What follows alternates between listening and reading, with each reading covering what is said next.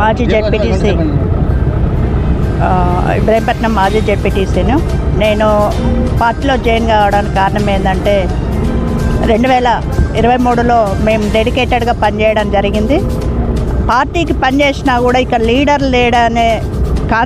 Leaders లేరనే మాట అనడం జరిగింది. ఆ మాటకు కొంచెం బాధగా అనిపించింది. భవిష్యత్తులో క్యాడర్ కోసము లీడర్ల కోసము పార్టీ అనేది కావాలి కాబట్టి కాంగ్రెస్ పార్టీలో జాయిన్ కావడం జరుగుతుంది.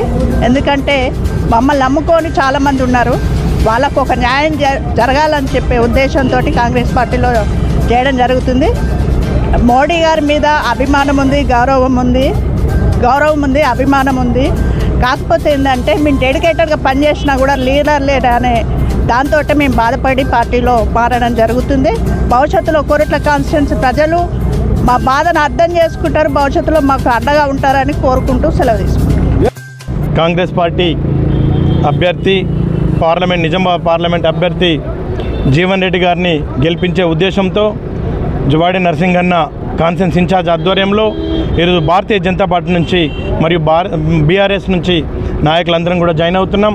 ముఖ్యంగా ఈ ప్రాంతంలో ఒక రైతు బిడ్డ ప్రతి ఇంట్లో కష్టం వచ్చినా నష్టం వచ్చినా బాధ ఉన్నా అన్న అంటే పరిగెత్తుకొని వచ్చే జీవన్ అన్న ఈరోజు గెలిపించాలన్న ఉద్దేశం. ఈ ప్రాంతం యొక్క చిరకాల వాంఛ, ఈ ప్రాంత రైతుల చిరకాల వాంఛ. గత 10 సంవత్సరం నుంచి కొట్లాడుతున్నారు ఈ ప్రాంతంలో షుగర్ ఫ్యాక్టరీ ఓపెన్ చేయడానికి.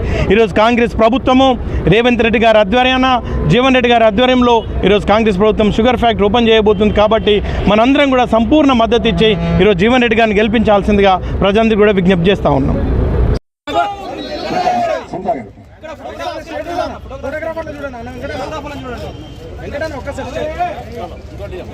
అదేవిధంగా సునీత గారు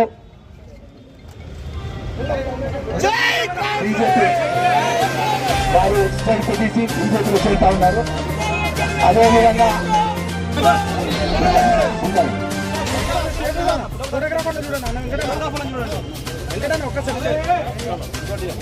అదేవిధంగా సునీత గారు బీజేపీ వారు ఎక్స్పర్ట్ పిటిసి బీజేపీలో చేరుతా ఉన్నారు. అదేవిధంగా